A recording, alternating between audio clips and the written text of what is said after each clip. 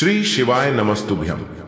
हर हर महादेव। दोस्तों, आप सभी लोग जानते हैं कि 8 नवंबर 2024 यानी शुक्रवार को पड़ रही है कार्तिक महीने की सप्तमी तिथि। और दोस्तों, ये वो तिथि है जो कार्तिक महीने में पड़ने वाली सबसे बड़ी तिथि है, क्योंकि यह शुक्रवार के दिन पड़ रही है, जो बहुत ही खास है। और दोस्तों, आप सभी लोग जानते हो कि शुक्रवार का अगर सबसे बड़ा कोई उपाय है तो वो एक छुटकी काले तिल वाला उपाय है। तो दोस्तों, इस शुक्रवार के दिन आप लोगों को इस एक छुटकी काले तिल वाले उपाय को जरूर करना है। बहुत सारे लोग होंगे जिन लोगों ने इस उपाय को ना किया हो, मतलब पूरा साल निकल गया, उन्होंने किसी भी दिन इस एक छुटकी काले तिल वाले उपाय को ना किया हो। पर दोस्तों, आपके पास एक आखिरी मौका बचा हुआ है, जो कि 8 नवंबर के दिन है। तो इस दिन आप लोगों को इस वाले उपाय को जरूर कर लेना है। भले ही आपने पूरे साल भर इस उपाय को ना किया हो, पर अगर आपने इस कार्तिक महीने की सप्तमी तिथि के दिन अगर इस वाले उपाय को कर लिया, तो आपको इस उपाय को करने का वो फल मिलेगा जिसकी आपने कभी कल्पना भी नहीं करी होगी। इसीलिए आप लोग इस वाले उपाय को एक बार जरूर कर लेना, ताकि आप लोगों के हाथ से यह मौका ना जा सके और आपको इस उपाय को करने का फल मिल सके। दोस्तों, यह उपाय पंडित जी ने अपनी अभी की ही शिव महापुराण की कथा में बताया है, जिस उपाय को आज हम आपको बहुत अच्छे से समझाने वाले हैं। इस वीडियो को देखने के बाद इस उपाय को समझने के लिए आपको कोई और वीडियो को देखने की जरूरत नहीं पड़ेगी। तो चलिए दोस्तों, उपाय को शुरू करते हैं। देखिए, ये इस कार्तिक महीने के शुक्रवार के दिन यह इतना खास होता है, इतना महत्वपूर्ण होता है, देखा गया है। कभी कभी बड़े बड़े पूजा पाठ अनुष्ठान से जो मनोकामना पूर्ण नहीं होते, वो कार्तिक महीने के दिन एक छोटे से उपाय करने से ही आपकी मनोकामना पूर्ण हो जाती है। और बहुत सारे लोगों ने इस उपाय को किया भी है और उनको इस उपाय को करने का फल भी जरूर मिला है। अगर आप लोग भी इस उपाय को करना चाहते हैं, तो आप इस उपाय को पहले अच्छे से समझ लेना, सुन लेना, उसके बाद करना। आपको इस उपाय का फल जरूर मिलेगा। और इस उपाय को कर लेने से आपके घर में चाहे किसी भी प्रकार की दुख और समस्या क्यों ना चल रही हो, आपको उसका कारण भी नहीं पता है कि भाई यह समस्या किस कारण से चल रही है। उसका कुछ भी कारण हो सकता है, जैसे पितृदोष हो सकता है या किसी भी तरह का मंगल दोष भी हो सकता है। तो इस दिन आप लोगों को यह वाला उपाय कर लेना है। ये एक ऐसा उपाय है जिस उपाय को अगर किसी विशेष दिन पर किया जाए, तो भाई उस विशेष दिन का जो है वह तो हमें मिलता ही मिलता है। पर हमने उस दिन पर इस एक चुटकी काले तिल वाले उपाय को किया है, तो हमें उससे भी बड़ा फल मिलता है, और फल बहुत जल्दी मिलता है, क्योंकि आप इस उपाय को बहुत ही बड़े और विशेष दिन पर कर रहे हो। तो चलिए अब उपाय के बारे में बात करते हैं। लेकिन उससे पहले आप लोगों को यह जानना आवश्यक है कि आखिर यह उपाय किस समय करना है, किसको करना है और कैसे करना है। तो चलिए हम आगे आपको वीडियो में एक एक करके बता देते हैं। लेकिन उससे पहले, अगर आप लोग हमारे चैनल पर नए हैं, तो हमारे चैनल को सब्सक्राइब कर लेना और इस वीडियो को लाइक करके कमेंट बॉक्स में श्री शिवाय नमस्तुभ्यम, ओम नम शिवाय जरूर टाइप कर देना। तो दोस्तों, इस एक छुटकी काले तिल वाले उपाय को हमें इस शुक्रवार के दिन कैसे करना है, किसको करना है, किस समय करना है और कहां पर करना है, ये सारे सवालों के जवाब आपको इस वीडियो में मिल जाएंगे। और जो ये वीडियो देखेगा भाई, उसको एक छुटकी काले तिल वाला उपाय जरूर करना चाहिए, क्योंकि इस दिन एक काले तिल का भी बहुत ही बड़ा और विशेष महत्व होता है। और जब बात आ जाए एक छुटकी काले तिल की, तो ये सोने पे सुहागा वाली बात हो जाती है, और ये एक बहुत ही बड़ा उपाय हो जाता है शुक्रवार सप्तमी का। तो अब दोस्तों, इस काले वाले तिल उपाय को आखिर करना किसको है, सबसे पहले हम लोग वो बात जान लेते हैं। तो देखो, घर की जो बड़ी माताएं बहनें होती हैं, उन माताओं बहनों में से कोई भी एक बड़ी माता बहन इस वाले उपाय को कर सकती है। और दोस्तों, अगर आप चाहें तो अपने घर में से सभी सदस्यों को भी इस उपाय को करवा सकते हैं। अगर किसी व्यक्ति की खुद की कोई मनोकामना है, खुद की कोई दुख और परेशानी है, जो कि वह अपने लिए ही करना चाहता है इस वाले उपाय को, तो वह खुद अपने लिए भी कर सकता है।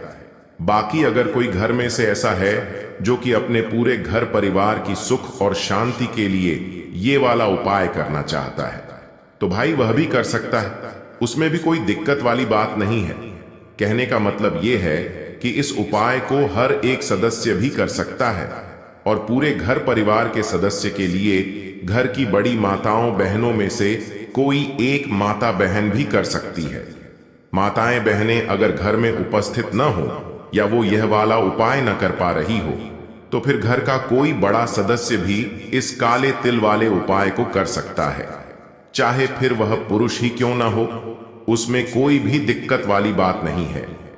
अब दोस्तों, इस एक चुटकी काले तिल वाले उपाय को हमें करना कहां पर है? इसे हमें तुलसी के क्यारे के पास में जाकर करना है। बहुत सारे लोग प्रश्न करते हैं हर एक उपाय को करते समय क्या हम इस उपाय को घर पर या मंदिर में कर सकते हैं? देखो, तो इस वाले उपाय को आप घर ही करोगे तो अच्छा रहेगा। अगर घर पर तुलसी का पौधा नहीं है तो शिव मंदिर में उपाय को करोगे तो भी अच्छा होगा इस वाले उपाय को। उसके बाद में दोस्तों जो अगला प्रश्न निकल कर आता है वो यह आता है इस उपाय को लेकर कि आखिर इस उपाय को हमें किस समय करना है, सुबह के समय करना है कि शाम के समय करना है? तो देखो, इस वाले उपाय को आप लोग सुबह के समय भी कर सकते हो और शाम के समय प्रदोष काल में भी कर सकते हो। अब अगर आप पूछो कि भाई सबसे उत्तम समय कौन सा रहेगा इस एक चुटकी काले तिल वाले उपाय को करने का, तो हम आपसे बस यही कहेंगे कि इस उपाय को आप शाम के समय करेंगे तो ज्यादा बेहतर होगा। बाकी अगर सुबह के समय भी करेंगे तो भी अच्छा होगा, उसमें कोई भी दिक्कत वाली बात नहीं है। तो अब दोस्तों जो अगली सबसे बड़ी और महत्वपूर्ण बात आती है वो यह आती है कि सुबह अगर हम उपाय को करेंगे तो हमें कितने बजे से लेकर कितने बजे तक के बीच में करना है, और शाम के समय प्रदोष काल में करेंगे तो हमें कितने बजे से लेकर कितने बजे के बीच में करना है। तो देखो, सुबह जितनी जल्दी हो सके आप उपाय को करने की कोशिश करना। बाकी अगर किसी कारणवश लेट भी हो जाओ, थोड़ी देर भी हो जाए तो 10 या 11 बजे तक भी आप उपाय कर लेना, पर 12 बजे से ज्यादा देरी ना हो, ठीक है? इस बात का ध्यान रखना। उसके बाद में दोस्तों अगर शाम के समय प्रदोष काल की बात करें, प्रदोष काल का जो समय होता है वो शाम के 6 बजे से शुरू हो जाता है। मतलब शाम के 6 बजे से लेकर 7 बजे के बीच का जो समय होता है यह समय प्रदोष काल का समय होता है। मतलब शाम के 6 बजे से रात 8 बजे के बीच में आप कभी भी इस वाले उपाय को कर सकते हो, उसमें कोई भी दिक्कत वाली बात नहीं है। परंतु शुक्रवार के दिन कोशिश करना कि समय के अंतर्गत ही कर लो। किसी कारणवश ना कर पाओ तो थोड़ा देरी से भी कर सकते हो, आपको उपाय का फल जरूर मिलेगा। तो चलिए बात करते हैं हमारे पहले उपाय की। देखिए, इस उपाय के लिए आपको 2 दीपक लेने होंगे। दोनों ही दीपक आप मिट्टी के भी ले सकते हैं और दोनों ही दीपक आप शुद्ध आटा मढ़कर उनके भी तैयार कर सकते हैं। अब दोस्तों दोनों ही दीपक के अंदर आपको शुद्ध घी का प्रयोग करना होगा और एक दीपक के अंदर आपको गोल रुई की बाती का प्रयोग करना होगा और एक दीपक के अंदर आपको लंबी बाती का प्रयोग करना होगा। लंबी बाती वाले दीपक के अंदर आप मौली वाला जो धागा आता है कलावा का, उसकी बाती का प्रयोग भी आप लंबी बाती वाले दीपक के अंदर कर सकते हैं। देखिए, 2 दीपक वाला ये चमत्कारी उपाय केवल शुक्रवार की रात्रि में ही किया जाता है, इसीलिए आपको इस उपाय को बहुत ही ध्यान से समझना। इसी के साथ में आपको एक चुटकी काले तिल के दाने लेना है और इसी के साथ में आपको मात्र एक चुटकी हल्दी भी लेनी होगी। अब दोस्तों ये सभी सामग्री लेकर के आपको रात्रि के समय पहुंच जाना है अपने घर में, जहां कहीं भी तुलसी जी का पौधा, तुलसी माता का निवास स्थान है, वहां पर देखिए दोस्तों, सबसे पहले तो आपके पास जो एक गोल बाती का दीपक, उसे आपको तुलसी जी के वहां पर प्रज्वलित करना है।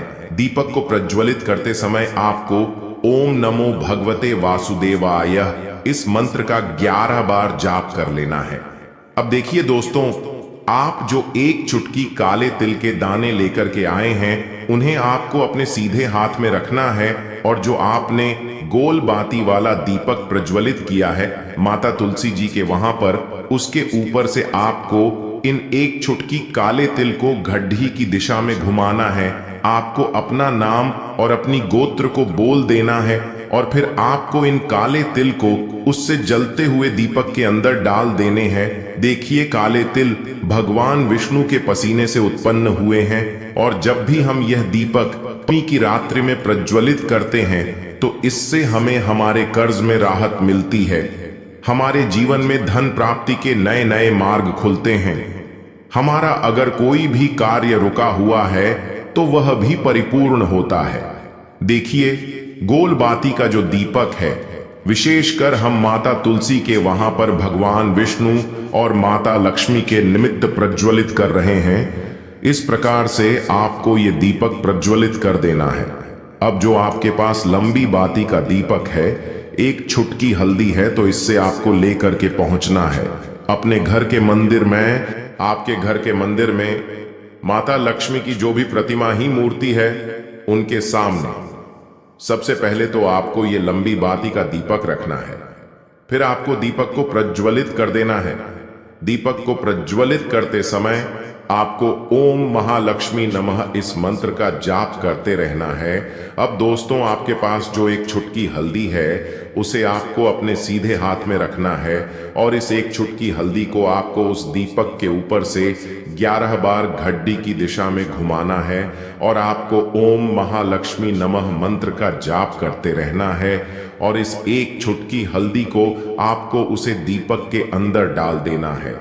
देखिए, एक छुटकी हल्दी वाला जो दीपक है आपके जीवन से दुर्भाग्य को समाप्त करता है, माता लक्ष्मी की आपको कृपा प्राप्त करवाएगा, धन प्राप्ति के आपके जीवन में नए नए मार्ग बनाएगा। देखो, अगला उपाय है वो भी बहुत ज्यादा खास है। तीनों उपाय को आप जरूर सुनना, क्योंकि जो आपको अच्छा लगे वो उपाय आप कर सकते हैं। देखिए, इस उपाय के लिए आपको 2 हरी इलायची लेनी होगी। हरी इलायची आपको साबुत लेनी है, खंडित नहीं होनी चाहिए। और इसी के साथ में आपको मात्र थोड़ा शहद लेना है। शहद आपको मात्र आधा चम्मच या फिर उससे भी कम ले लेना है। और इसी के साथ में आपको एक दीपक ले लेना है।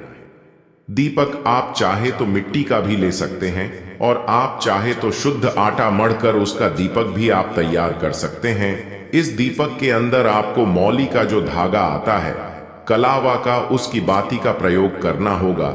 यानी कि इस दीपक के अंदर आपको लाल रंग की बाती का प्रयोग करना होगा और इस दीपक के अंदर आपको शुद्ध घी का प्रयोग करना होगा। अब ये सारी सामग्री लेकर के आपको अपने घर में जो भी मंदिर है वहां पर पहुंच जाना है और आपको माता लक्ष्मी के किसी भी स्वरूप के सामने बैठ जाना है। अगर माता लक्ष्मी की फोटो है, माता लक्ष्मी की प्रतिमा है, तो उनके सामने आपको बैठ जाना है। अगर माता पार्वती की प्रतिमा है तो उनके सामने आपको बैठ जाना है।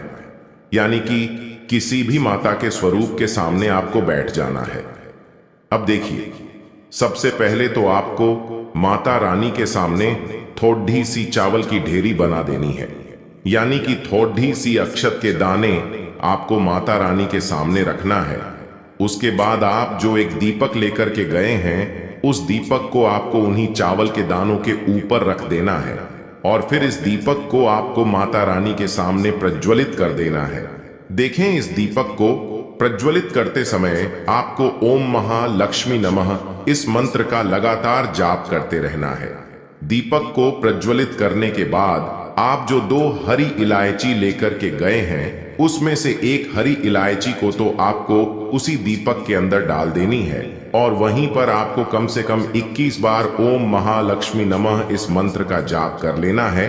अब आपके पास जो शहद है और एक हरी इलायची है, उसे सीधे आपको लेकर के पहुंच जाना है। भगवान शिव के मंदिर में पूज्य गुरु जी ने बताया है कि यह उपाय आपको सिर्फ और सिर्फ शाम के समय ही करना होगा।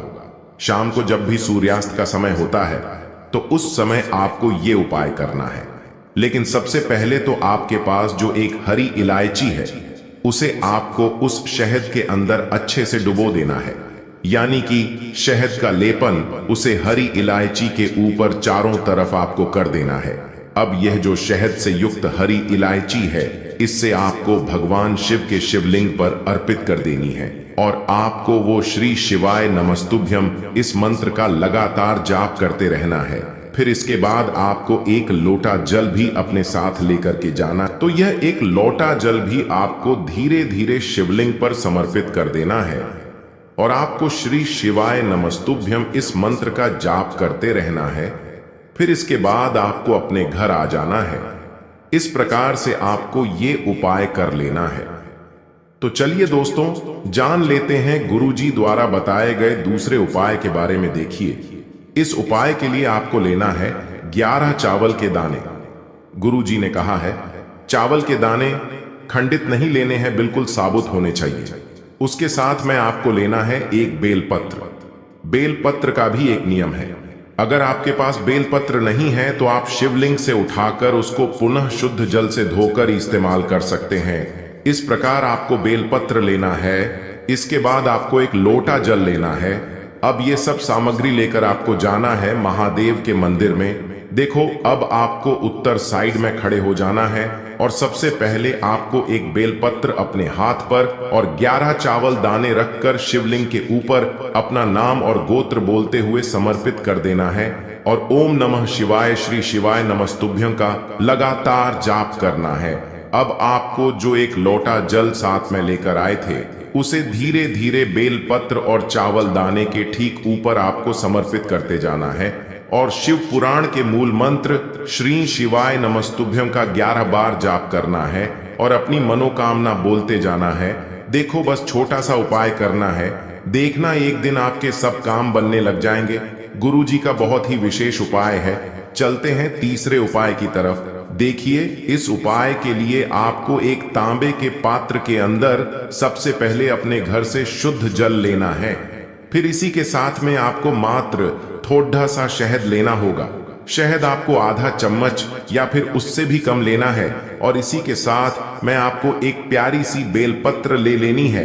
बेलपत्र यदि आपको नहीं मिल पाती है तो भगवान शिव के शिवलिंग पर चढ़ी हुई बेलपत्रों को आप पुण्य शुद्ध जल से धोकर के उपयोग कर सकते हैं। और बेलपत्र जो है वह कहीं से भी कटी फटी खंडित नहीं होनी चाहिए।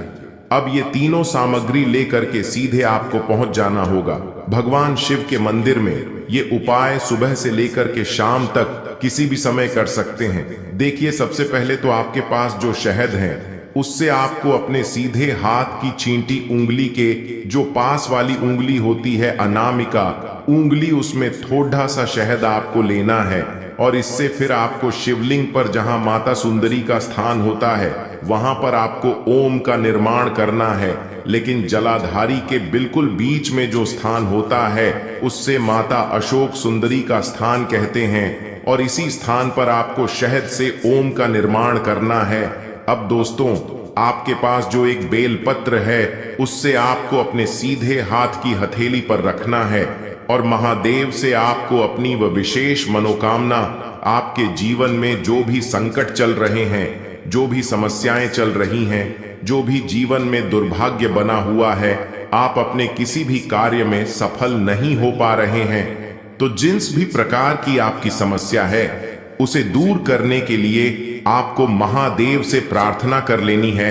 और फिर यह जो एक बेलपत्र है इससे आपको शिवलिंग पर माता अशोक सुंदरी वाले स्थान पर समर्पित कर देनी है। देखिए, जहां पर आपने ओम का निर्माण किया है उसी के ऊपर आपको ये बेलपत्र भी समर्पित कर देनी है। देखिए, बेलपत्र की चिकनी साइड का हिस्सा शिवलिंग से स्पर्श होगा और इसकी जो डंडी है वो आपको जलाधारी की ओर रखनी है। पत्ती वाला भाग शिवलिंग की तरफ रहेगा। इसी प्रकार से आपको यह बेलपत्र समर्पित कर देनी है। अब दोस्तों, आपके पास जो एक जल का पात्र है उसमें से थोड़ा सा जल तो आपको बेलपत्र की जो आगे वाली पत्ती है उस पर आपको समर्पित करना है और आपको श्री शिवाय नमस्तुभ्यं इस मंत्र का जाप कर लेना है। फिर उस पात्र के अंदर जो जल बचेगा उसे पूरा आपको भगवान शिव के शिवलिंग पर धीरे धीरे समर्पित करते जाना है और लगातार आपको शिव महापुराण के मूल मंत्र श्री शिवाय नमस्तुभ्यं इस मंत्र का जाप करते रहना है। गुरुजी ने कहा है कि जल आपको इतने धीरे धीरे समर्पित करना है कि जल समर्पित करते हुए आप कम से कम 11 बार श्री शिवाय नमस्तुभ्यं या फिर ओम नमः शिवाय इस मंत्र का जाप कर सके। फिर इसके बाद वापस आपको अपने घर आ जाना है। इस प्रकार से आपको ये उपाय कर लेना है। आप देखेंगे कि आपकी सभी मनोकामनाएं अवश्य ही पूरी होंगी। ये उपाय आपको अवश्य करने हैं। इस वीडियो में हमने आपको 3 से 4 महा उपाय आपको बताए हैं जो आपको शुक्रवार के दिन करने हैं। अगर आपके मन में उपाय से जुड़ा कोई भी सवाल है तो हमें कमेंट बॉक्स में पूछ सकते हैं। उपाय करते समय कोई भी गलती नहीं करनी है। अगर आपको हमारी वीडियो पसंद आए तो हमारे इस चैनल को सब्सक्राइब जरूर करें। हर हर महादेव। ओम नमः शिवाय। श्री शिवाय नमस्तुभ्यम।